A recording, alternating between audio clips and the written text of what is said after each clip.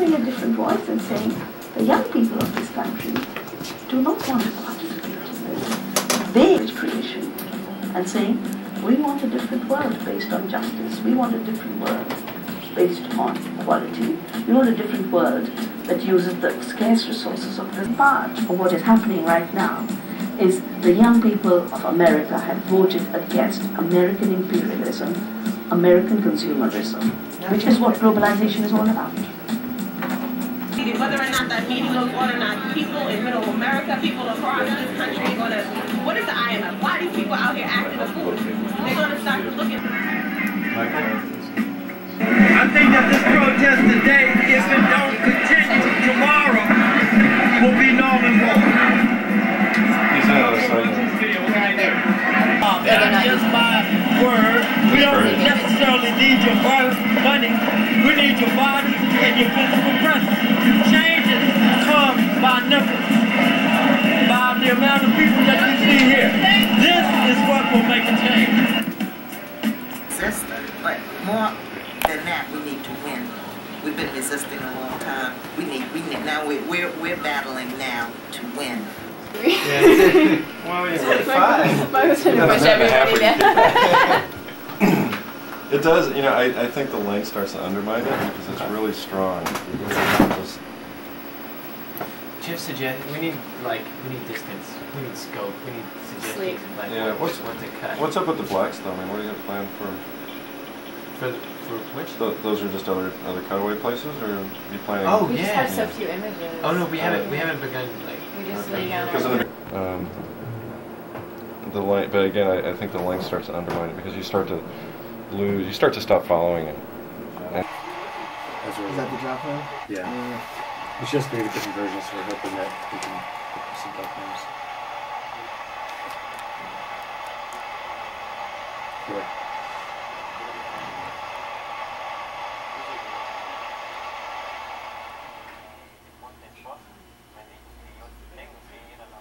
Which is what most people end up seeing. They'll get a screening copy.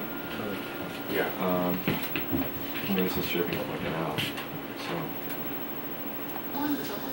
You know, it's, I would rather just be a stronger piece. You know, rather the length. You guys aren't using it? That happened now, dude. You are using it. Yeah. No. I mean, cut it as short as you can. Numbers are arbitrary. It looks like it's been down.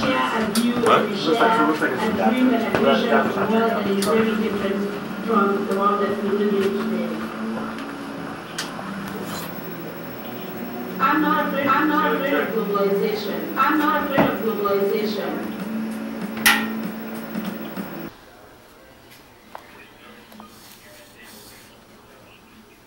Hold on.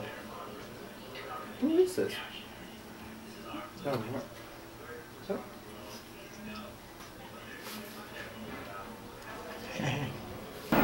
So, okay, so my thing is, what is the plan now? What are you doing? Right now, you mean since DC? Since DC. Yeah. Well, we have a satellite feed going up on Friday, and so we are scrambling around to cut an hour of content that'll go up and be beamed down to probably 200 to 300 local public access stations around the country. Then that footage will in turn become a tape, a video that will be distributed around the country mostly through the grassroots networks that came together as part of the protest. In fact, this time the mobilization committee funded the Independent Media Center, and part of their stipulations were that we had to cut a mobilization piece for them, a 10-minute piece. So, I mean, it's that kind of, they're realizing that the lines between media and activism have totally blurred, and that our work is mobilizing as much as it is sort of reporting. Oh, so you think it's a recent thing now? Campaigns actually realizing. Oh yeah. Well, it's an interview. I mean, I don't know how recent it is that, you know, the realization that propaganda and media are key, but I think especially like with the Zapatistas, there's been a growing awareness of just that in many ways the kind of protests and things that we do are sort of public theater and our media events. I mean, especially things like this, mass protests. I mean, we got into making video through the Zapatistas, through the Zapatista movement, and it was because, you know, you saw down there that it was an army who had sticks as guns, you know, who was really fighting with their words against a first world military, who was, you know, making out of their words an image of rebellion that could circulate around the country. And so so we found our sort of way to participate in that struggle to be to make you know, a video that translated that word into the language of American popular culture. So I think that, I mean, and the whole, you know, artistic cultural kind of bend that the protests are taking is part of that thing too, and the protests itself are becoming media events and are becoming, you know, attempts to create images of rebelliousness and and to create, you know, political universes in our collective, you know, psyches that can make this sort of shit possible. So yeah, I mean, totally. I think, I mean, it never was not clear that information and you know, movements were linked. Now I think it's more that that both the movement and the media are not about just information, but about creating rebellious images. So take us through the process of people filming during DC. Like, what's actually, how did it get to this stage now?